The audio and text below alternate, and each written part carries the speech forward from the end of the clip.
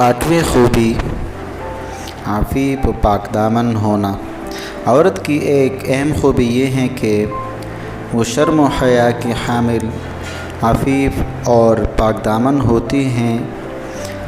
उसका किसी से कोई नाजायज़ ताल्लुक़ नहीं होता। खुफिया तौर पर या खुल्लम खुल्ला उसने अजनबी मर्दों से किसी किस्म की आशनाइयाँ और फ्रेंडशिप कायम नहीं की होती, क्योंकि ये औरत की इफ़्फ़त और पाकदामनी के सरासर ख़िलाफ़ हैं और शर्म व हया के तकाज़ों की खुली खिलाफ वर्जी हैं। अगरचे जदीद मुआशरी और फ़िरंगी तहज़ीब के दिलदादा लोगों में इसको फ़ख्र और तहसीन की निगाह से देखा जाता है और समझा जाता है, लेकिन अल्लाह और उसके रसूल सल्लल्लाहु अलैहि वसल्लम की निगाह में ये एक नहायत क़बीह और शर्मनाक हरकत है। चुनांचे अल्लाह ताला का इरशाद है, और उनको कायदा के मुताबिक उनके महर अदा करो, बशर्तिया कि उनसे निकाह का रिश्ता कायम करके उन्हें पाकदामन बनाया जाए। न वो सिर्फ़ शहवत पूरी करने के लिए कोई नाजायज़ काम करे और न खुफिया तौर पर नाजायज़ आशनाइयाँ पैदा करें। अल्लाह ताला का इरशाद है, और मोमिन औरतों से कह दो कि वो अपनी निगाहें नीचे रखें और अपनी शर्मगाहों की हिफाजत करें। अल्लाह ताला ने जन्नती हुरों के सिफ़ात बयान करते हुए बतौर ख़ास इस सिफ़त को उजागर फरमाया है। चुनांचे इरशाद फरमाया, जिन्हें उन जन्नतियों से पहले न किसी इंसान ने कभी छुआ होगा और न किसी जिन ने।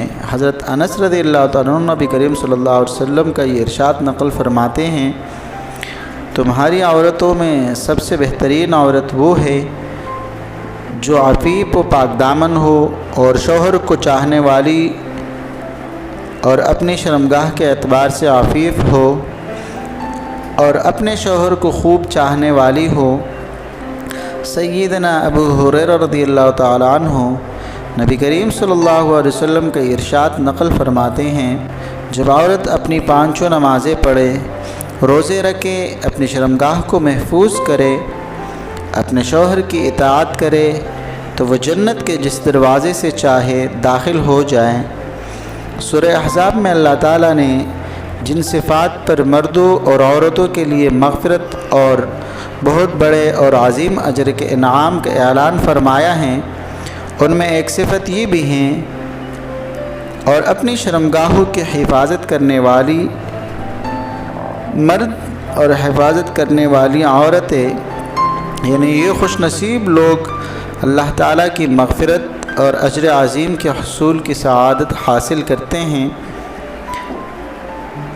औरत की खूबियों में एक खूबी ये ज़िक्र की गई है कि वो सीधी सादी और भोली भाली हों, शातिर और चालाक ना हों, क्योंकि औरत का तेज़ तरार और शातिर होना उसकी खूबी नहीं बल्कि उसके लिए ऐब है, जिससे वो अमूमन मर्द की ज़िंदगी के लिए राहत रसा साबित नहीं होती।